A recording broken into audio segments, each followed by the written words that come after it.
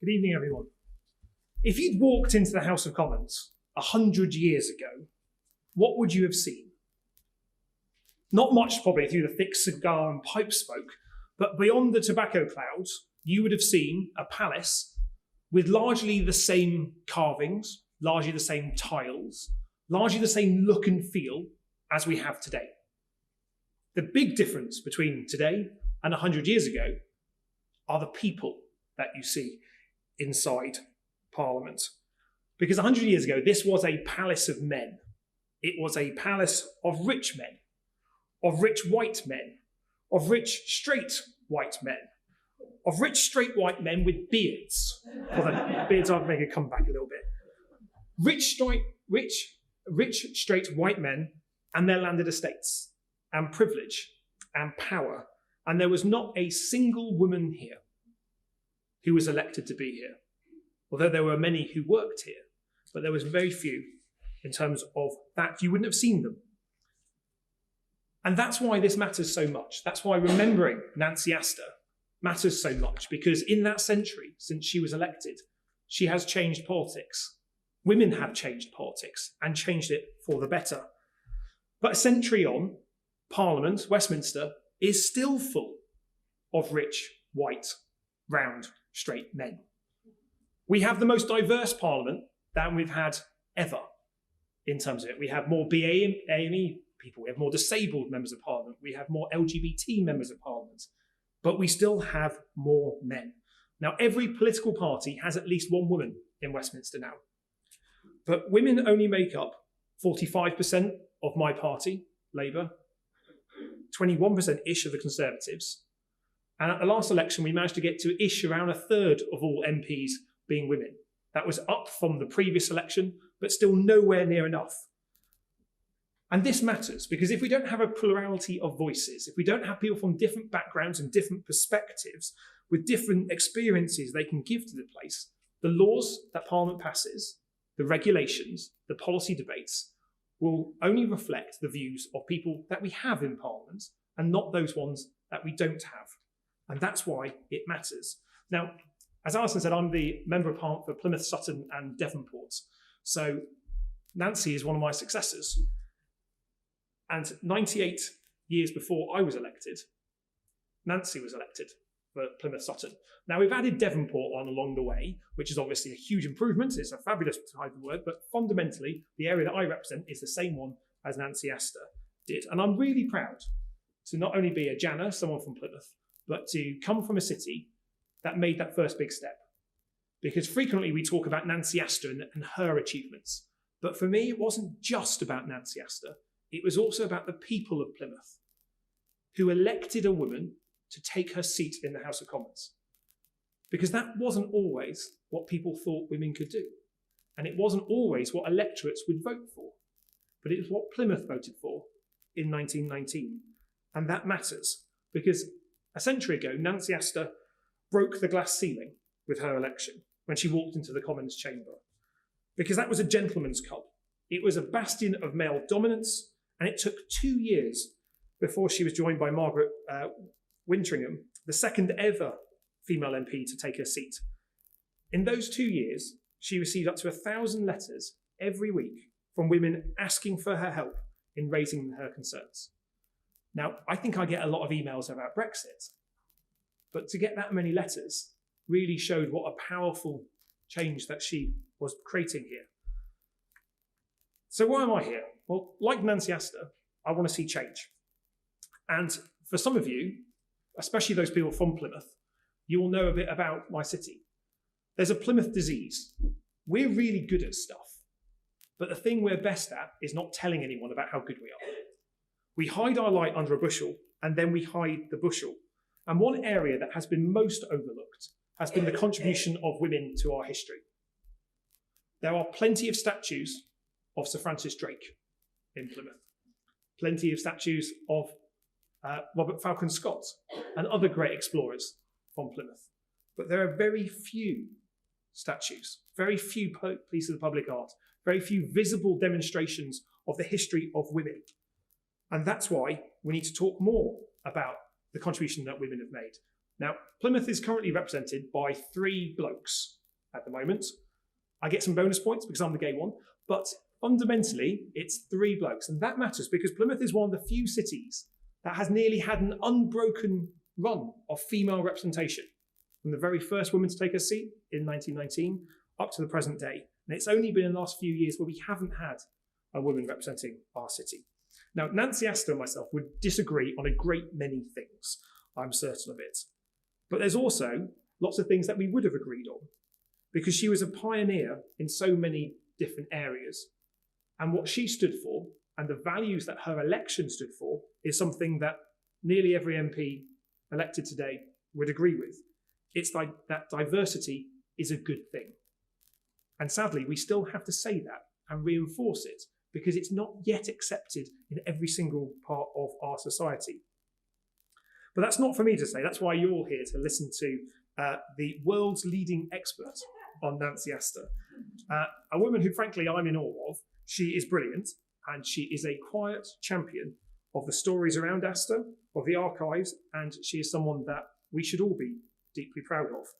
So I've been honoured to work with Dr. Jacqui Turner over the last year on the campaign that I launched to get a statue to Nancy Astor in Plymouth.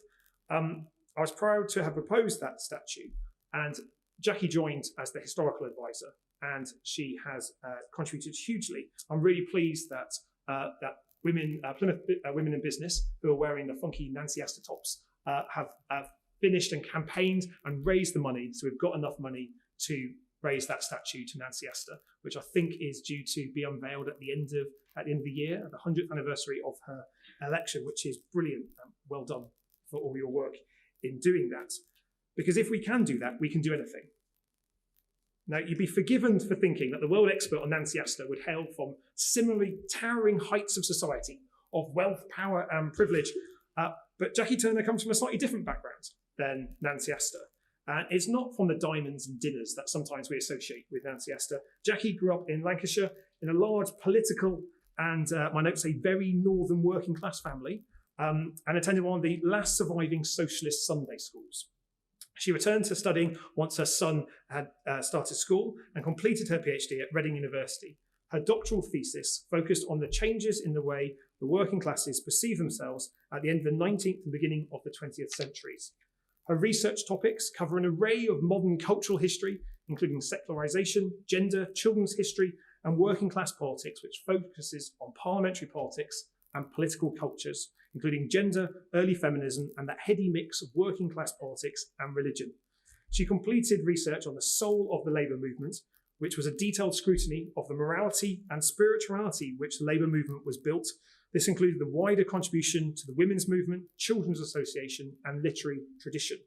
She's now based in the Nancy Astor Archive at Reading University, which does sound like she lives in that box. And her current research concerns early female pioneers in politics, focusing largely on female MPs between 1919 and 1931. She examines the contribution of early female MPs, but also reassesses the importance of the 1918 Representation of the People's Act on British democracy in relation to women, the emergence of female politicians. She is the world's leading expert on Nancy Astor, and creates the Astor Family Papers, which are held at the University of Reading. She plans to return to focusing on socialism and working class politics after 2020 to expand on her existing research on the Christian socialist women. A century on from Nancy Astor's election, we're not yet at 50-50 representation in Parliament. We're not at 50-50 representation in local councils. There's still much work to be done. As a Parliament and society, the role of women, the experience of women, and the voice of women is still heard too little in Parliament, in Westminster, and across all our constituencies. I will leave you with this thought. In my office in Plymouth for the last month, I've been collecting sanitary products to help end period poverty in the run-up to International Women's Day.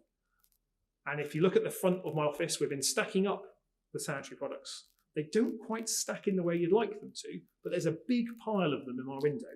And I've been stopped by a couple of people who have said, "Why are you talking about women's issues? Because it's icky." Actually, it's not. And for me, that emboldens the fact that we need to keep redoubling our efforts to normalise the debate around women around periods, around period poverty. We need to normalise the debate, we need to talk about it, we need to break the stigma, we need to reflect the fact that until 50% of our politicians are women, some of those debates will still be marginalised, they won't be spoken about. Because women's issues are our issues, women's history is our history, and we need to speak loudly and proudly about the contribution of Plymouth women, of all women, to our politics. We can talk about the bits of those characters that we agree with. We can talk about the bits we disagree with. But what we must do is talk about them. Because if we don't rediscover, tell the stories of the contribution of those fantastic, brave, pioneering women, we will be contributing for them to be overlooked. And that can't happen anymore. And that's why I'm so pleased that Jacqui is our main speaker tonight. So please can you join me in welcoming Jacqui Turner.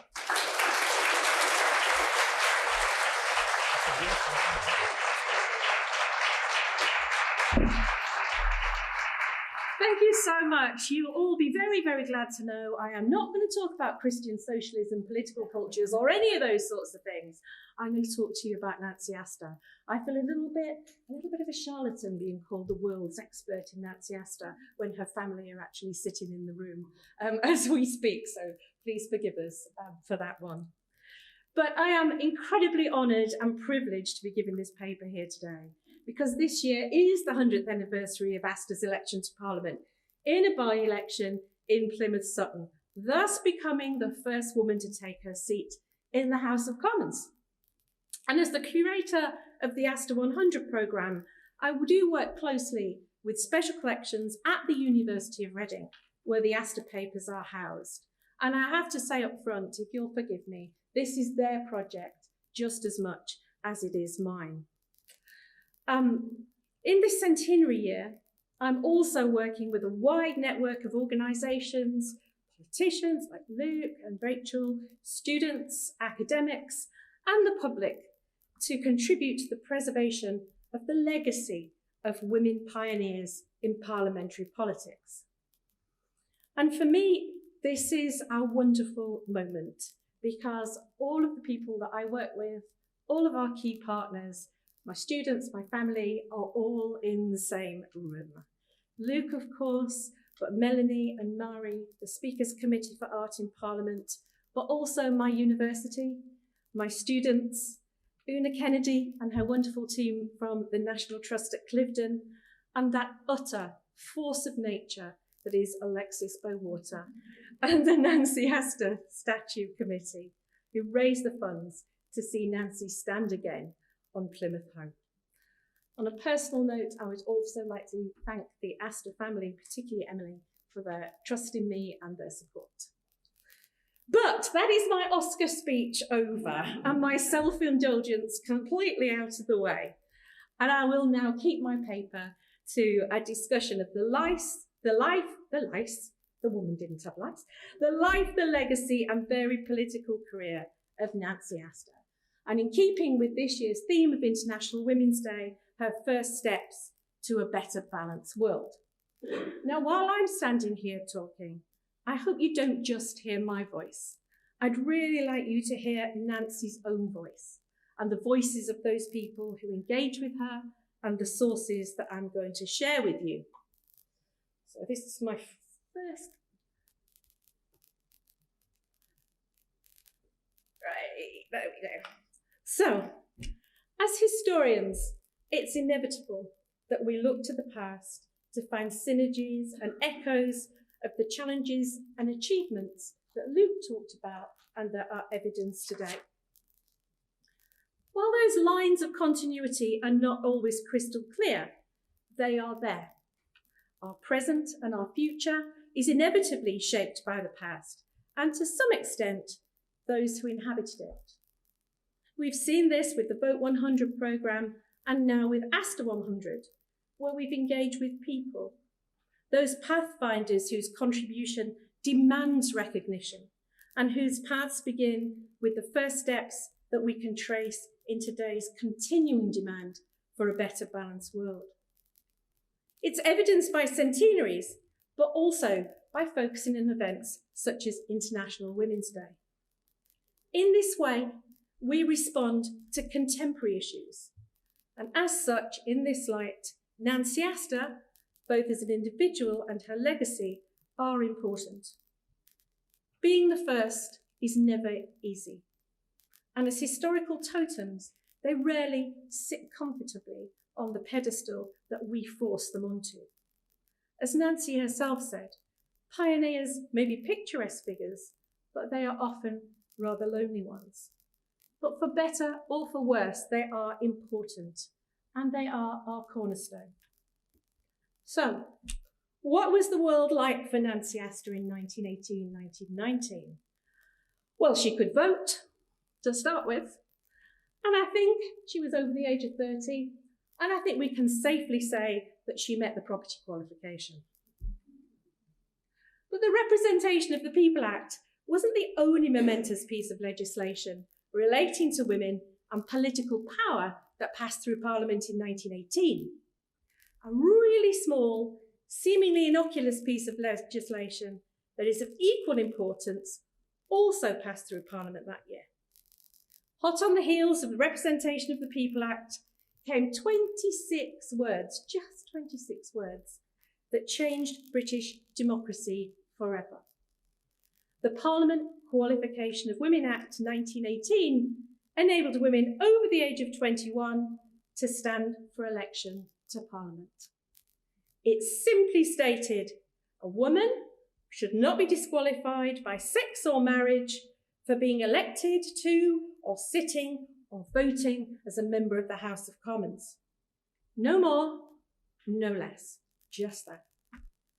It was ushered in quietly 3 weeks after the Franchise Bill, and arguably to avoid women getting their act together and organising themselves ready to stand in any great numbers at the 1918 general election.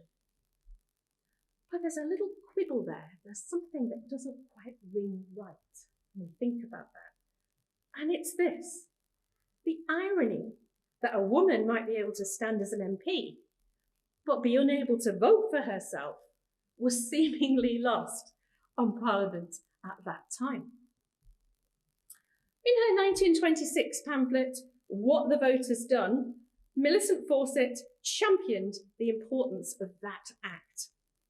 Fawcett described the act that renders it possible for a constituency to choose a woman as its representative in the House of Commons. But unsurprisingly, very few chose women as candidates, and even fewer succeeded when they did stand.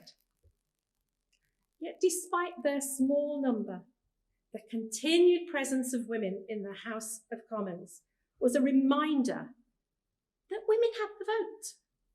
There was a wider female electorate out there, and we needed progressive gender legislation. Most significantly, the election of women legitimised their needs, but it also politicised the culture of the home and the family. The achievements of the first cohort of female MPs have often been overshadowed by pre-war suffrage campaigns. That never makes me popular with suffrage historians when I say that, but it has. But a more positive evaluation can be drawn from the contribution and significant achievements made by women both inside and outside of Parliament, which affirms the political influence of women despite those competing loyalties of gender, class, and politics, who they were going to vote for. Conflicting identities characterised those first tranches of female MPs who trickled into Parliament between 1919 and 1931, a period in which just 21 women took their seats. This early period spawned a distinctly different type of female politician. The majority of conservative and liberal women were elected to their husbands' seats or muscled into a constituency by aristocratic or well-connected families via very carefully controlled by-elections. Largely unmarried Labour MPs with strong local government, feminist or trade union backgrounds were elected in greater numbers at general elections. Of the 21 female MPs, 7 were elected to their husbands' seats and 3 were heavily sponsored by their husbands or their families. And they are a magnificent set of women, which I wish I had time to talk to you about today, but I'm restricting myself to Astor. Constance Markowitz of Sinn Féin was elected at the 1918 general election, but along with other Sinn Féin candidates, did not and never intended to take her seat. The first female voice heard in the chamber of the House of Commons had a slight American accent, a Virginia twinge, and she was Nancy Astor. Viscountess Astor was elected to Plymouth Sutton in 1919 with more votes than the Labour and Liberal candidates combined. She replaced her husband Waldorf as the sitting Conservative and Unionist MP after he ascended to the House of Lords on the death of his father. Nancy's time in the seat was initially intended to be temporary, as Waldorf worked to extricate himself from the Lords and return to his seat in the Commons, where all the action went on, or negotiate a means of sitting in both. He could not. On December the 1st, 2019, Nancy Astor arrived in Parliament to take her seat. The impact of a woman's presence on parliamentary etiquette and procedure was reported in the Times the following day as a tremendous breach in parliamentary tradition. The Commons was constructed on the idea of one sex, sharply divided into two, government and opposition. That's right, from where I'm standing, that's the right way round. That might be the wrong way round from where you are, that's the right. The Speaker, William Lowther, wondered how we should now address the gentlemen of the House. Gentleman and lady? But Nancy wasn't just a woman, she was a Viscountess. Should she be allowed to keep her hat on when she was speaking? Men were to take theirs off. All sorts of trying questions that needed to be solved. So who was this interloper? Because she was an interloper, or an outsider, in so many ways. Nancy Astor was born in Virginia in 1819, the 8th of 11 children, and she was born into relative poverty. She was a divorcee with a small son, and she married Waldorf in 1906. She was an abstentionist and a Christian Scientist. But more than anything else, she was a woman. She was a wife and a mother with 6 children, the youngest still only a baby when she was elected. 1919, Nancy Astor was an unexpected, and to some, even a disappointing first woman MP. Suffrage campaigners were initially dismayed that family connections or elitism had secured the first woman MP, rather than the political idealism of a candidate from the women's movement. Astor was an American. She was divorced.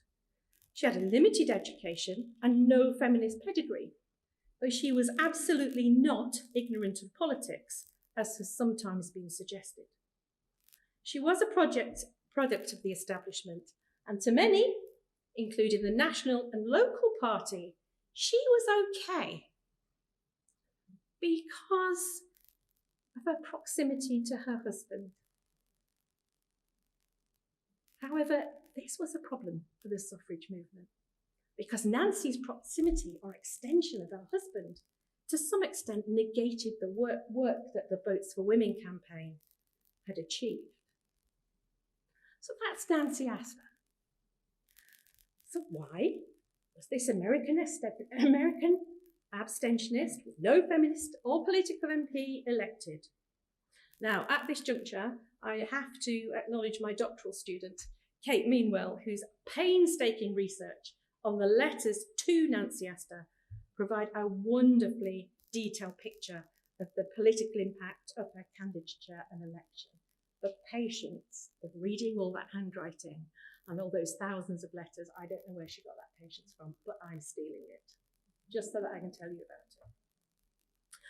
Written responses to Nancy's election and her early career are something novel and different, but they're far more compelling and numerous than anything describing Nancy and Waldorf as a political pairing. A lot of historians talk about them as a political pairing. The letters to her just don't reflect that at all. There's nothing much in there about Nancy as a proxy or an extension of her husband. However, despite some emphasis on continuity and candidature, it was apparent to Nancy's supporters and well-wishers that she represented something new, even if the details of how that might unfold in the house were yet to be defined. And I love this particular petition. So the petition was signed by the female voters in Plymouth Sutton, and it was organised to encourage Nancy to stand. It was organised by Mrs. Betty Lacrasse and signed by her faithful supporters. The thing I love is I love the reference to legitimate means here. They're not suffragettes who were signing this. But Betty Lacrasse later became Nancy's election agent. In one of many letters in the archive addressed to Nancy, illustrates that both the public and many women's organisations embraced her pioneering role and the blank canvas that stretched before her as a woman MP. But unlike with men, plenty of people decided that they were going to take this opportunity and set out the areas or the facets of their role as an MP that they felt would be most worthy and deserving of her time and energy. Nothing like that was ever sent to a male MP, but it was sent to Nancy. Overwhelmingly, though, Nancy's early correspondence positively welcomed and celebrated her difference. The letters make it plain how any notion of her as a proxy or someone who presented continuity from Waldorf was an illusion. It was illusory. It may have been a useful device in the campaign to present Nancy as in some way tried and tested, lending her a sense of familiarity and credibility, but her position and her standing was nevertheless unique. And indeed, from that very first day, it was historic. Many correspondents sum up the multifaceted nature of Nancy's appeal as a woman. A threefold representative: a woman, a wife, and a mother. Undermining that idea that Nancy could ever have provided a seamless link with what had gone before immediately illustrates her difference. It may have been Astor once again, but it seemed very likely that the similarities were confined to their shared name and that Plymouth Sutton constituency. Letters of congratulation Nancy received on her election, and again after her maiden speech, highlight the extent to which she was viewed not just as a champion and representative of women and children, but also as a role model to emulate. And I love these two letters that we still have in the archive. So we have Nancy, age 9, and we have the oldest working suffragette, age 89, on the right. But there was an expectation that Nancy's election would provide a blueprint for other women to follow and help break down barriers. As one correspondent told Nancy, "You are no ordinary woman MP. You are a precedent." Another, perhaps optimistically, described how with Nancy's election, the ice of prejudice has been broken. We weren't sure about that, as Luke outlined in his speech. The Deptford United Conservative Association informed Nancy, "We are today considering the question of adopting a woman as candidate for Deptford, and your result will undoubtedly help us overcome any prejudice on the part of men." Likewise, the Scottish Federation of Societies for Equal Citizenship, fabulous title, put on record that the committee feel confident that your success will give a great impetus to the nomination of other women candidates by the political parties and will encourage the electorate to vote for them. Wishful thinking, I think. While Nancy may not have been the first woman to have been elected, she absolutely was the first in a position to take up her seat, and she was heralded as a pioneer. Her entry to Parliament was described in terms of a watershed or a landmark moment, ushering in a new era in politics. In addition to her role in a voice for women, what seemed to make Nancy the right woman in many minds was her ability to embody ordinary feminine virtues, which are clearly those associated with mothers and caregivers. In addition to being the first woman in the House, Nancy was the first mother to take her seat. She entered Parliament when her youngest child was under 2 years old. This met with approbation among some of those who wrote to congratulate Nancy on her election.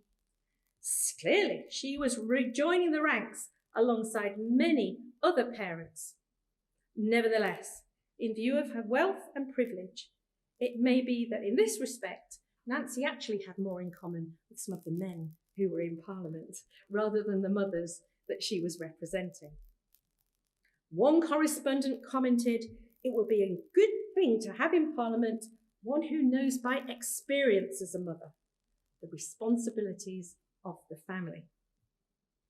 Although her day-to-day responsibilities in terms of her family were very different from the average voter, she represented working women. Ooh. Nancy's opening speech at the meeting of the Party Association stated, "I have heard it said that a woman who has got children shouldn't go into the House of Commons. She ought to be at home looking after her children. This is true, but I feel someone ought to be looking after the more unfortunate children. My children are among the fortunate ones, and it is that steels me to go to the House of Commons, to fight the fight, not only of the men, but of the women and children of England." So Nancy really set out her story. Well, for the most part, the press didn't make a feature of Nancy's status as a mother. It's interesting to note that when it did, she was consistently presented in a positive light. Nancy was feted as an expert on matters pertaining to motherhood and womanhood, suggesting it was a pioneering asset to her candidacy, and appealing to Nancy's own difference feminism. Inevitably, photographs of Nancy were circulated with her husband and children. The Sunday pictorial of the 9th of November ran her photograph of Nancy with all 6 of their children, captioned, "Our Nancy and her best supporters." And I'm so sorry that picture is still in copyright and I'm not allowed to show it to you. Nancy's maternal status was a previously unarticulated benefit for any MP, and it was a legitimate and logical extension of her position as a mother. However, the significance of Nancy's maternal status shouldn't be overstated. The idea of Nancy as a mother was dwarfed by the overwhelming and all-encompassing difference of Nancy being the first woman MP. Nevertheless, Nancy was taken at her word and viewed as a special representative for vulnerable and disadvantaged members of society. In much the same way, she was regarded as a representative for all women. The Observer told Nancy, "We are convinced that your actions in the House of Commons will be on the side of those least able to speak or act for themselves." A very, very ambitious agenda and an enormous weight of expectation lay before her. So those images painted of Nancy and constructed throughout her campaign were of a fighting woman for Plymouth Sutton, a voice for women and children, a champion of the disadvantaged, a woman, a wife and a mother, and in turns a proxy for her husband. Nancy's image was constructed and deployed as deemed necessary. But one of the most difficult pictures to paint of Nancy was as a Conservative MP. Despite her campaign assertion that she was not a sex candidate and that there is nothing greater than party, once in Parliament there was an early attempt by the Conservative Party to maximise Astor's electoral value and promote her as a sex candidate, following a raft of rather curious requests on the subject of Nancy's parliamentary record. The 22nd of July 1922, Astor's political secretary expressed her utter frustration in a letter to Edith Picton Turberville, who had requested the details of Astor's record on women's issues.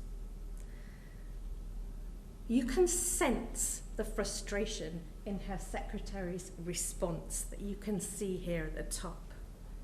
Personally, I always feel inclined when people say, "What has Lady Astor done in Parliament?" to rub into them that under our constitution, one single woman private member can do remarkably little as a rule. That said, Astor's office set about proving their own statement wrong, and they constructed an account of her parliamentary record up to August 1921, providing details of questions, speeches and committees which directly reflect her gender, but also what she and the Conservative Party felt was appropriate. This is typical of what I work with in the archive. It's typical of what we have in the archive at Reading. You can see there. Lovely, I love the smell of it. When I get those files out, they just smell wonderful. In 1922, What Lady Astor has done in Parliament for Women and Children was constructed as an informal pamphlet that tells you some of the ways in which Lady Astor has tried to introduce this new point of view in helping women and children.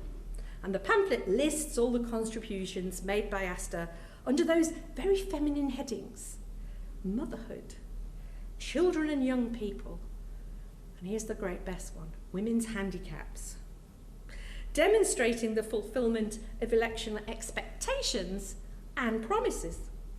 Interestingly, Astor's early questions in relation to the equal franchise and naval issues are not acknowledged here. The pamphlet also claims that the most useful members are those who can introduce new subjects that men have overlooked and new points of view not even suspected. Now, it would be disingenuous to suggest that Conservative politicians had never pursued such policies before. However, the communication that Astor brought something new is rather telling. Ironically, Astor's success as a sex candidate is best demonstrated and measured in areas of politics that were perceived to be neglected by the right.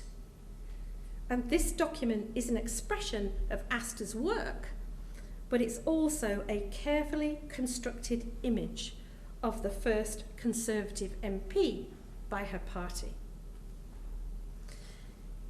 If Parliament in the early 1920s was not representative society, then Nancy Astor was even less representative of the women and her constituency. In the early years, the constituency vote for Labour in Plymouth Sutton grew steadily. Astor's increasing sense of difference feminism and morality, a very moral stance, kept her firmly at the centre of Conservative politics, often enabling her to argue the moral high ground over working class issues with the Labour Party. In terms of party allegiances in the interwar period, it is difficult to escape the dominance of class politics in political allegiance, and the Astors were decidedly upper class. Some historians argue that Astor's personal presentation and engaging informality drew her away from those popular perceptions of the right, and it was her populist repartee more than any deference appeal that throughout the 1920s brought many requests for her to speak in the open air on behalf of Conservative candidates pursuing working class votes. So what did she achieve? Well, despite her social position, Astor had to cope with a constant and insidious sexism that undermined her attempts to be taken seriously. She avoided comments on her clothing by adopting a uniform of dark coat and skirt, white blouse and tricorn hat, which set the style for feminine colleagues for years to come. She took on a culture of misogyny and outright resentment, as she spent almost 2 years as the only woman in the House of Commons. On the 24th of February 1920, she stood alone, completely alone, among an audience of over 500 mainly hostile male MPs, and delivered her maiden speech. She was perfectly aware that it did take a bit of courage to address the House on that vexed question of drink. So she didn't choose an easy subject to stand up and do her maiden speech on, but she chose something that was dear to her heart and her religion. But it reflected her abstentionist politics and the need for restrictions on the sale of alcohol. She was consistently aware that she was representing her sex as well as her constituency, and in a speech claimed to speak for the hundreds and thousands of women throughout the country who could not speak for themselves. And I just wanted to share with you 2 letters from women who wrote to her on her after her maiden speech. And I'm going to have to lean over to see them. I chose them with good handwriting. I treated you to that. The handwriting is not normally this easy, but I chose 2 with good handwriting. But I'll leave you to read them. But you can see from these, if you look at the addresses at the top, none of them are from Plymouth. Neither are from Plymouth. They're from opposite ends of the country, but they're all writing to Astor. They're all pinning their hopes on Astor, and they're all looking to her as a representative of women and children. The vote on the far side from me, on my right, is quite interesting. There's a little reminder there, now we have the vote, which I think is really interesting as well. In 1923, she was responsible for the first private member's bill ever passed by a woman, the Intoxicating Liquor Sale to Persons Under 18 bill, and that's the reason we all have to wait until we're 18 to drink today. I mentioned Nancy's feminism, this idea of difference feminism. Well, despite that, Nancy was also a pioneer of women in the professions, and she lent support to legislation surrounding women in the workplace and the safety of women when out on the streets. She campaigned for nursery school provision, school nurses, women's access to the professions, especially the women police, and she had a vociferous commitment to the equal franchise. And for us engaging with International Women's Day, it's incumbent on us to consider Astor's feminist credentials and thus her achievements. When reflecting on her career, Astor always claimed that she'd been as good a feminist as anyone. She'd never had any long-standing ambition to be a politician, and openly expressed that her husband had put the idea in her head, and I should get out of it when he got rid of his peerage. Astor was a difference feminist, though she was determined to prove that women were as physically capable of being full participants in the rigours of political life as men. And I find that quite interesting, that there was this idea that women physically weren't up to the job.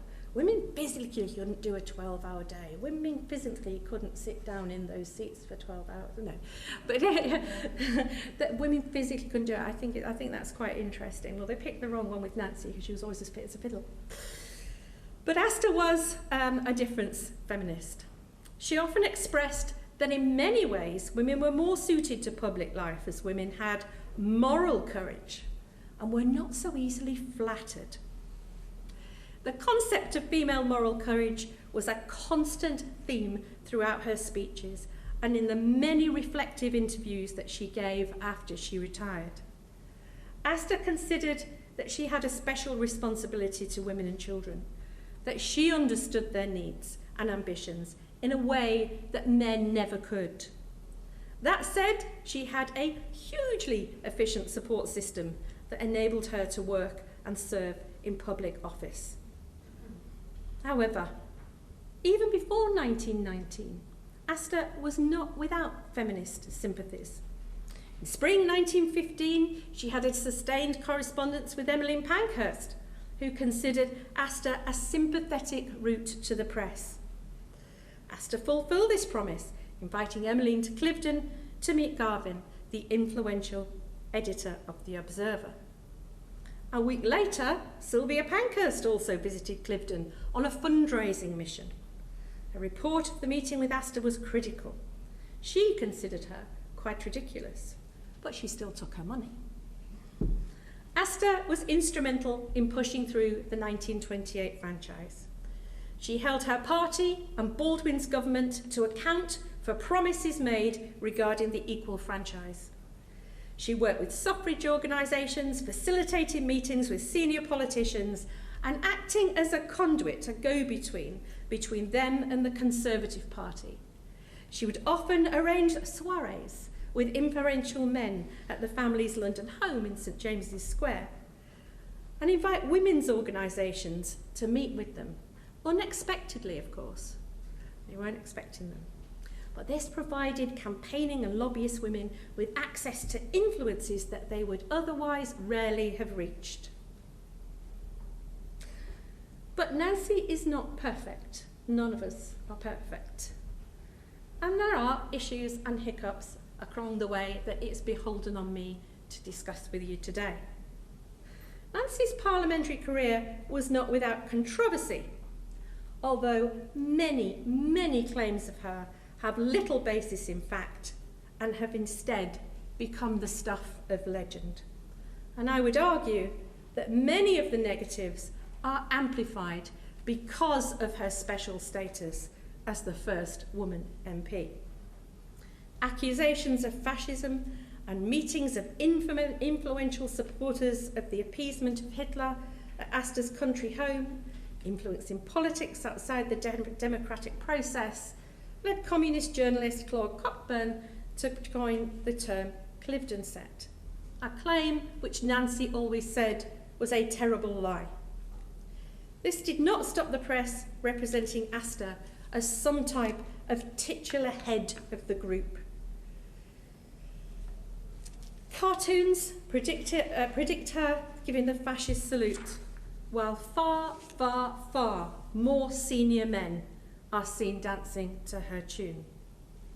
These representations of Nancy led Waldorf to write a very rare open letter to the press in defence of his wife. The notion of a Cliveden set has now largely been discredited.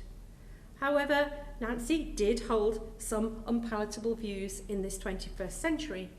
She was anti-Catholic. She was strongly anti-communist, and though she denied it, on occasion she did make anti-Semitic statements. But a lot of these things are legend. And I want to share with you a new piece of research that I have been looking for years and I've just found. To this day, on Twitter, on social media, wherever I am, someone will always say to me, well, she was the one who said they were D-Day dodgers when they were serving in Italy. Still, to this day, I get that. And it was absolutely untrue. She never did. And through recent archival research, we now understand how that legend came about. She received a letter from 3 servicemen who felt that the country thought those not involved in the D-Day were forgotten. And they call themselves the D-Day Dodgers. Nancy, with her characteristic wit, replied to the letter, "Dear D-Day Dodgers." There was one small problem. It was policy in wartime for male to servicemen to be read by their commanding officers. Their commanding officers read the letter, and they were horrified by that salutation. And they promptly took the letter, wrote to the serviceman's journal, and the rest became typical of that legend that Nancy has never been able to shake off.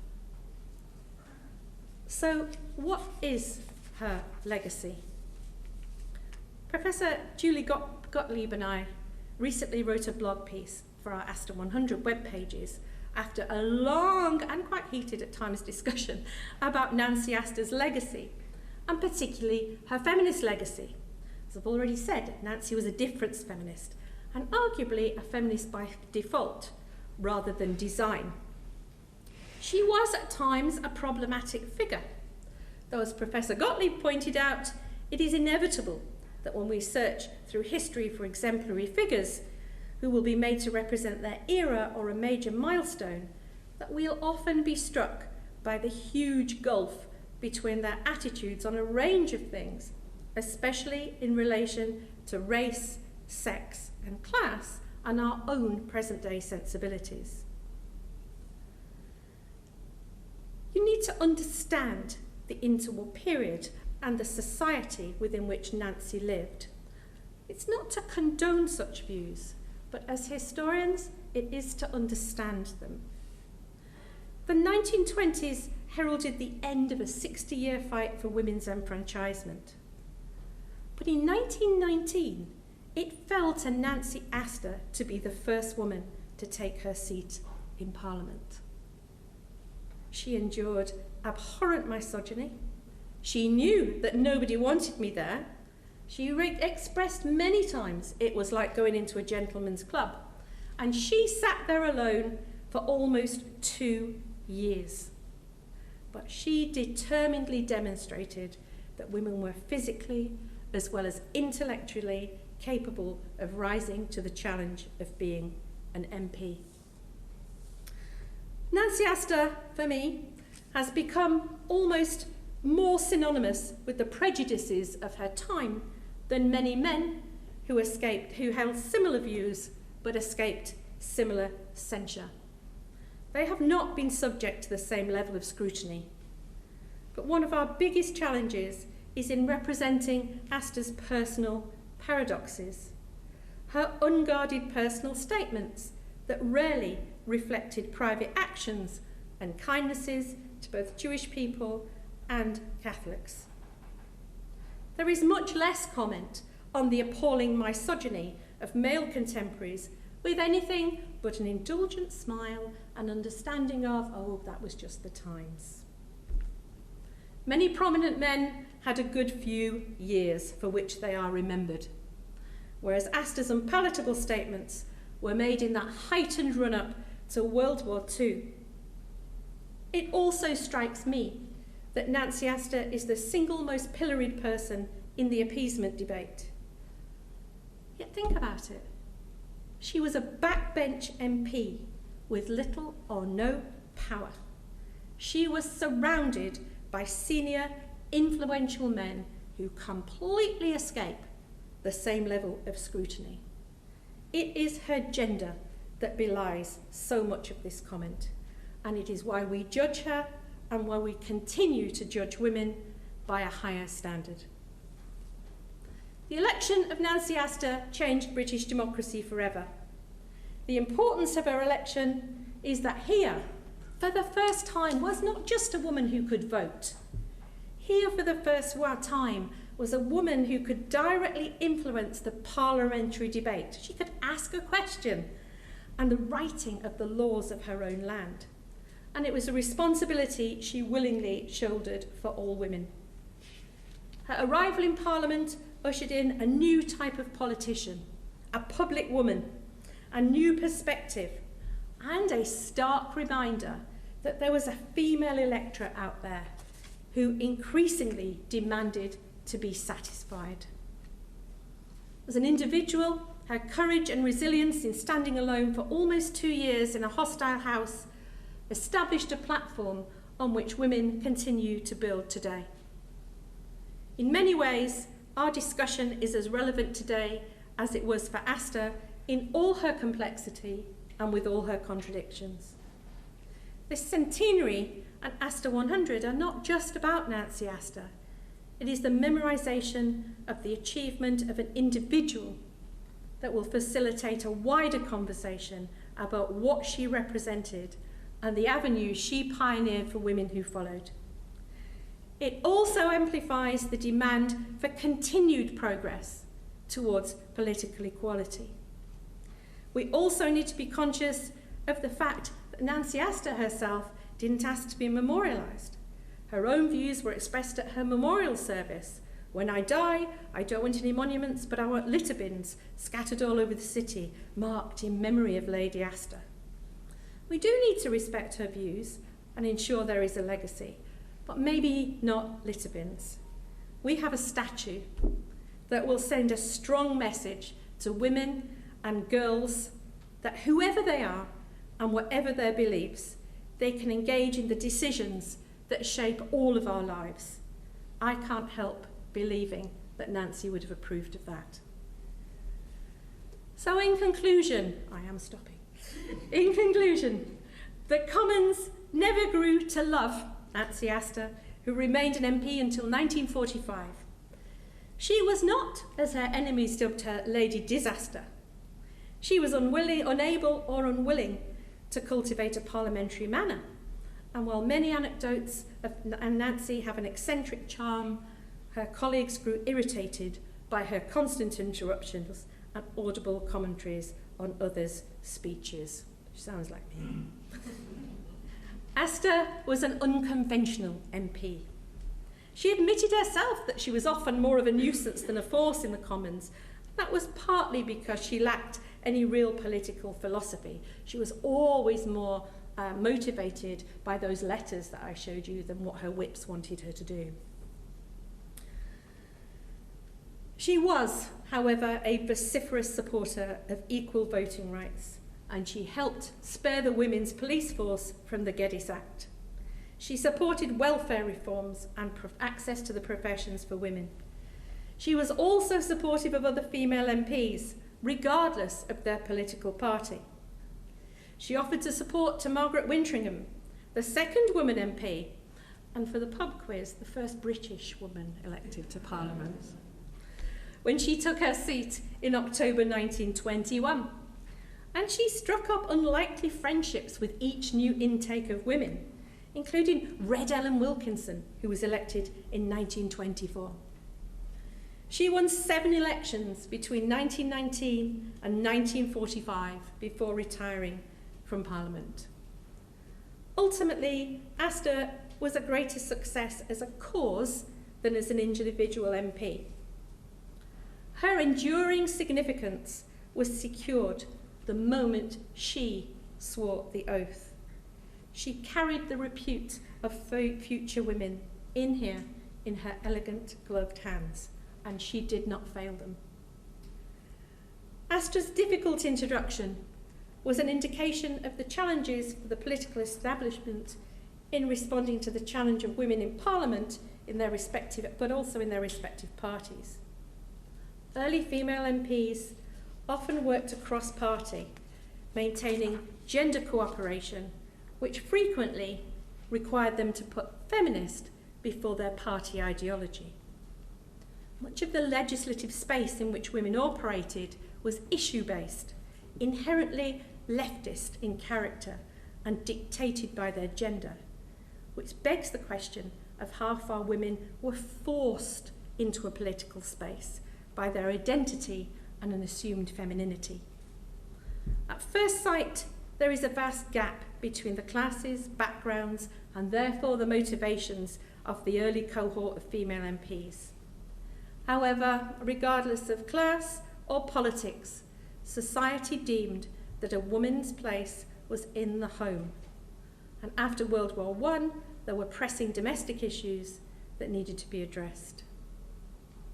Independent MP Eleanor Rathbone understood the issues women faced in the world of work and home and wanted to reconcile women's distinctive role as wife and mother with that feminist ideal of equal opportunity. and Rathbone's commitment to family allowances demonstrates that. Rathbone and Astor accepted that most women aspired to marriage, and therefore saw this type of legislation as necessary to protect women's freedoms by aiding them to become economically independent of their husbands, while not forcing them into the world of work and away from their children. I think we call it having it all. Right? No. After the success of the 1929 election, many women were forced into marginal seats. The 1931 election was a disaster for women, as every woman lost their seat with the exception of Astor. And here again, she provided a consistency and a continuity. Astor believed the support of women was the reason that she stayed in Parliament, but that entering it had been a different matter.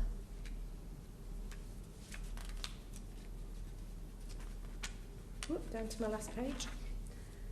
Nancy Astor was strong, tenacious, and brave. Her legacy for me was sticking it out and speaking out. She embodies the challenges of political women of the interwar era, but also the many challenges of women in politics that remain. While great strides have been made in our 24-hour day, social media-driven world, they take a different form, but they are there. Nancy Astor may be a first imperfect step to a better balanced political world, but regardless, we also need to acknowledge and act on what she says herself here. And we need to provide all women in politics, regardless of the party, with the support and protection that Nancy Astor needed to keep her up. Thank you.